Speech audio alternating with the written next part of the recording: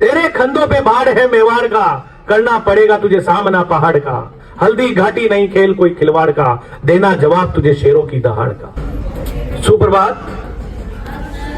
19 जनवरी भारतवर्ष के लिए बहुत ही बड़ा गौरव का दिन है और राजस्थान तो अपने स्वाभिमान के लिए जाना जाता है इस दिवस को। जी हां, 19 जनवरी को राजस्थान के वीर महापुरुष, भारतवर्ष के आदित्य गौरव और वीर शिरोमणि महाराणा प्रताप जी की पुण्यतिथि का दिवस है। 19 जनवरी 1597 को आज ही के दिन महाराणा प्रताप जी का देवलोक गमन हो गया था और उनकी जो मृत्यु थी वो मृत्यु उनके जीवन में कई संघर्षों से उन्होंने हमेशा विजय प्राप्त करी और उसी भूमिका में वो उस दिन भी थे। अपने शस्त्र और शास्त्र का अध्ययन नियमित किया करते थे।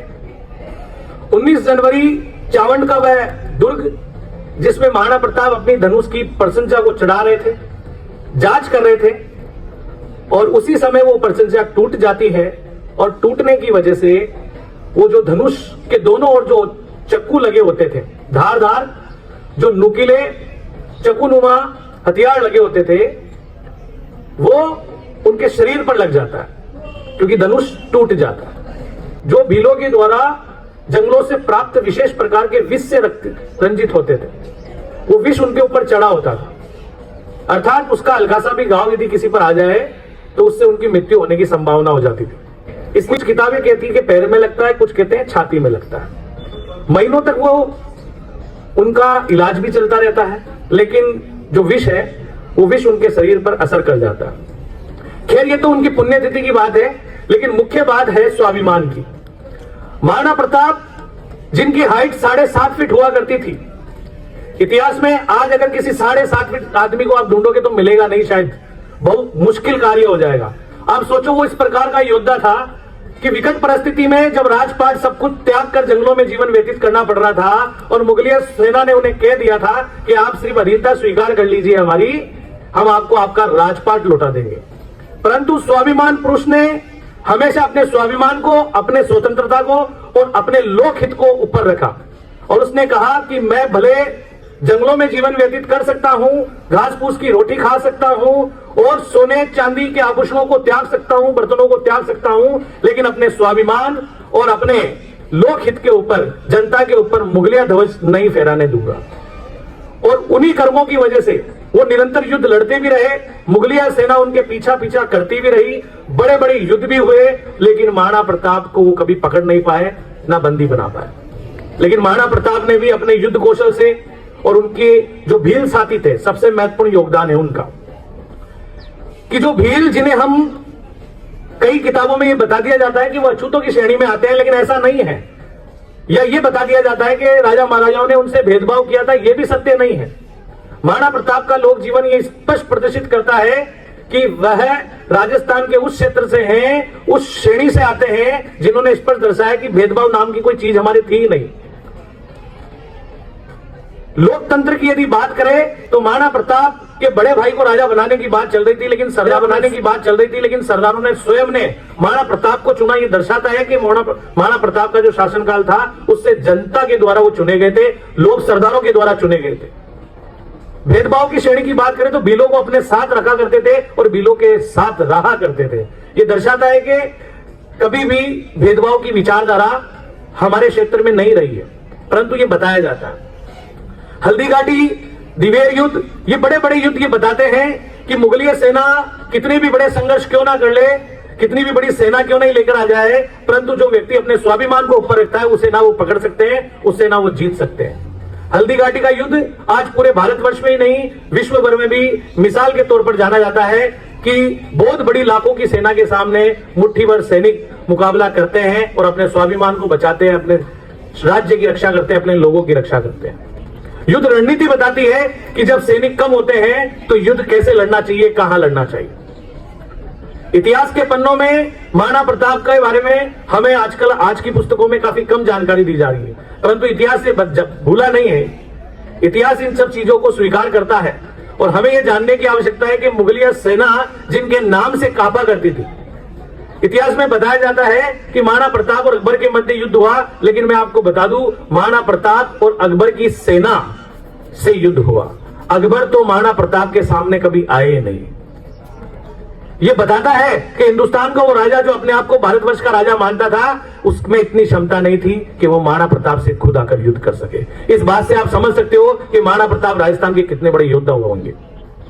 और कहा भी जाता है कि जिसमें सूर्य जैसा ताप था जो मुगलों का भी बाप था, जिसमें सूर्य जैसा ताप था जो मुगलों का भी बाप था, और कोई नहीं प्यारे बच्चों, वो अपना महाराणा प्रताप था, वो अपना महाराणा प्रताप था, वो अपना महाराणा प्रताप था। और यूं ही नहीं कोई महाराणा प्रताप बन जाता है। वह संघर्ष, वो बलिदान, वह स्वाभिमान सिर्फ सेना में ही नहीं पशुओं में भी होना चाहिए।